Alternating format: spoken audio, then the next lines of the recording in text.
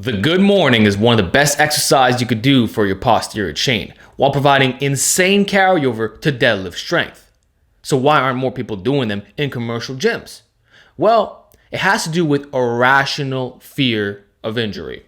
And of course, we've all heard the horror stories of guys snapping up their backs, Bruce Lee being the prime example here. So the exercise could very well be a bad morning when approached the wrong way.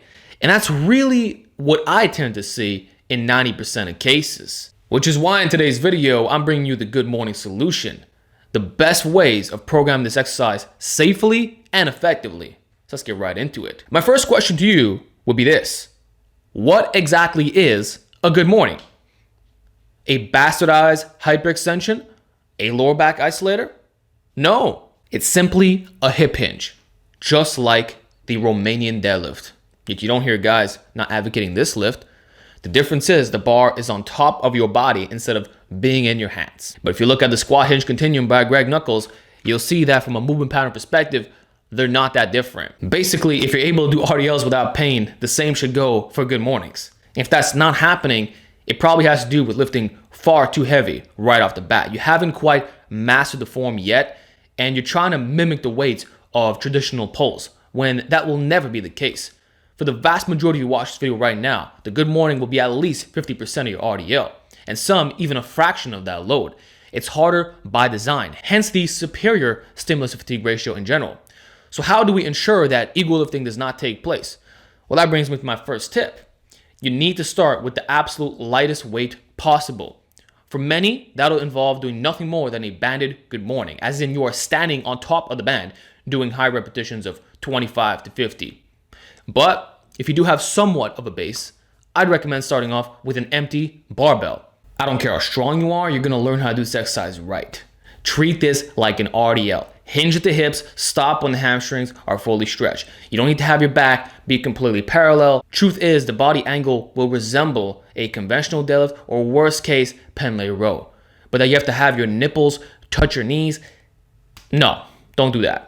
Now, what's cool about starting with an empty bar besides form mastery is the fact that you can easily add 5 pounds of workout. So your first session is going to be 45, after that 50, then 55, 60. I'm not going to do basic math for you. The point is, in a few months, you're already going to be in the 100s, some even in the 200s, depending on your current posterior chain performance.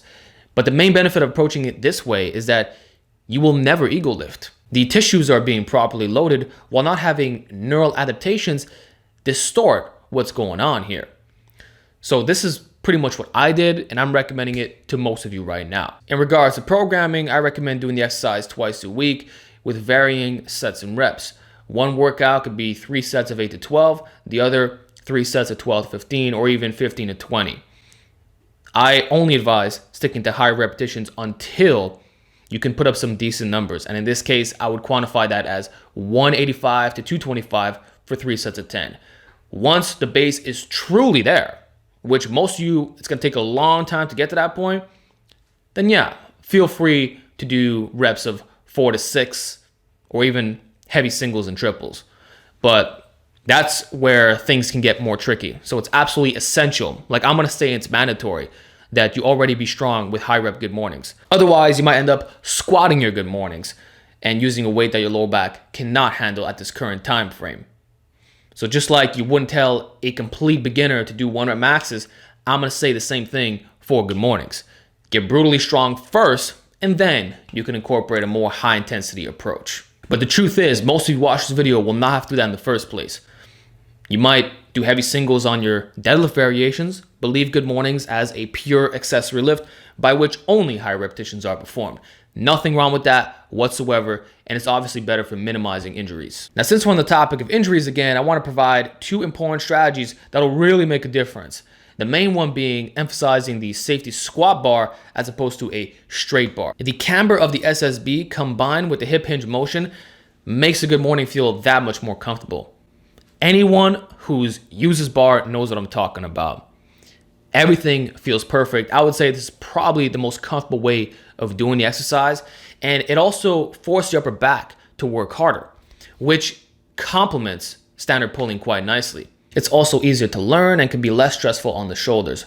So for someone who wants a more standardized form, or you've had injuries in the past, I'd highly recommend using this variation primarily. And then other things could be rotated through, which would also be another important method. You do not want to approach this exercise with a minimalist mentality, nor would I prescribe that for deadlifting.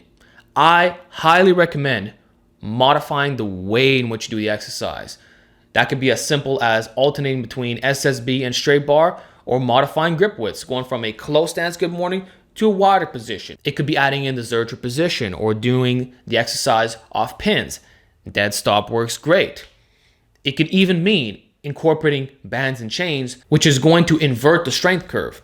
In this way, when you get to the bottom position, which is where most of the lower back stress tends to occur, we're getting a slight deloading effect. And as you raise that torso, it gets heavier. I'd recommend that variation for reducing lower back mileage. Finally, there's the tactic of alternating between beltless and belted good morning. Though I would not recommend this personally. I think wearing a belt 100% of the time is probably the way to go for two fundamental reasons. It further increases intra-abdominal pressure, which is only beneficial in reducing lower back strain, and you're not losing out on core gains. That's already been disproven. And then the second thing is that it further standardizes the range of motion. With a beltless good morning, it's easier to go a bit deeper, which, as I pointed out at the beginning of this video, is not necessary.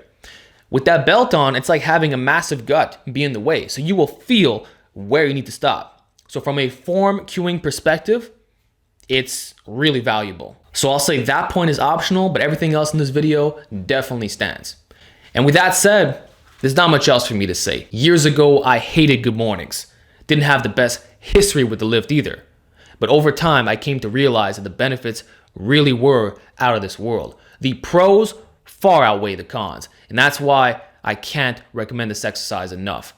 It's become one of my favorites. And I know that the vast majority of you watching this video right now will absolutely get more jacked and strong while becoming more injury proof. But you need to do things right, which hopefully now you will. So give me feedback in the comments section. Let me know how you feel about good mornings, and I'll talk to you in the next video.